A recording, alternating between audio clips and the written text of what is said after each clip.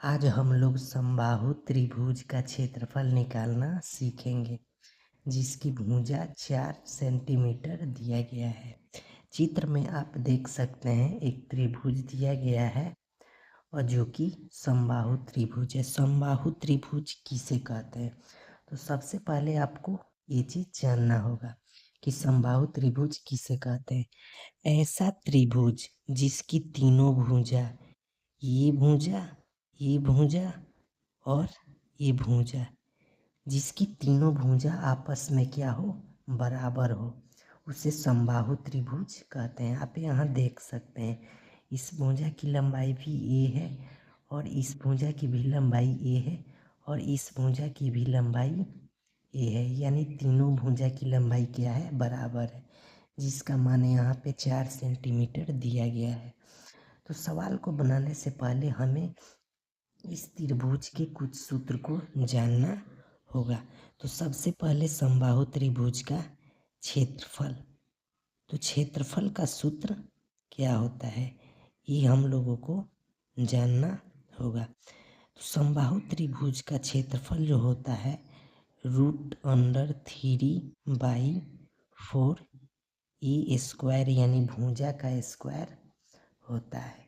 इसके बाद क्षेत्रफल के बाद परिमाप, क्षेत्रफल के बाद परिमाप। तो परिमाप का सूत्र क्या होता है? तो कोई भी त्रिभुज हो या चतुर्भुज हो, उसका जब भी परिमाप बोला जाए तो सभी भुजाओं का योग होता है, यानी तीनों भुजाओं का योग। तो तीनों भुजा, एक भुजा का मान ए है और फिर दूसरा का भी मान ए है, तीसरा का भी मान ए है, यानी हम लोग इसे 3a बोल सकते हैं, क्योंकि सभी भुजा बराबर है, इसलिए 3a। जब कभी समबाहु त्रिभुज की ऊंचाई पूछ दी जाए तो समबाहु त्रिभुज की ऊंचाई का जो सूत्र होता है वो क्या होता है? तो √3/2a होता है। यही समबाहु त्रिभुज का ऊंचाई का सूत्र होता है।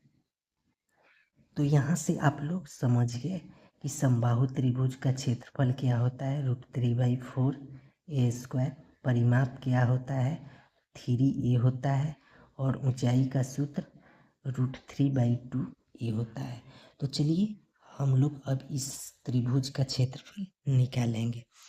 तो समबाहु त्रिभुज का क्षेत्रफल,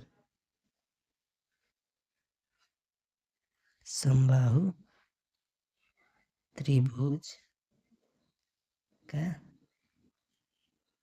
क्षेत्रफल बराबर क्या होगा, √3/4a², यानी भुजा का स्क्वायर। तो यहाँ से √3 जो है इसको ऐसे का वैसे लिखेंगे और /4, अब भुजा का मान कितना है, ए का मान 4, तो a² यानी 4 को 2 बार लिखेंगे, 4 सेंटीमीटर गुने 4 सेंटीमीटर।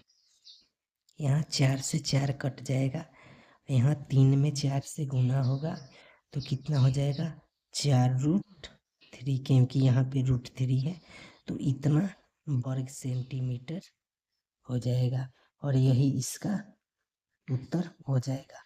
अब इसके बाद आपसे अगर परिमाप पूछा जाए तो आप इस सूत्र पे बैठा के इसका परिमाप निकाल सकते हैं, और जब कभी ऊंचाई पूछा जाए तो √3/2 और भुजा का मान जितना दिया गया होगा उतना लेकर आप बना सकते हैं। तो आई होप यह आप लोगों को समझ में आया होगा।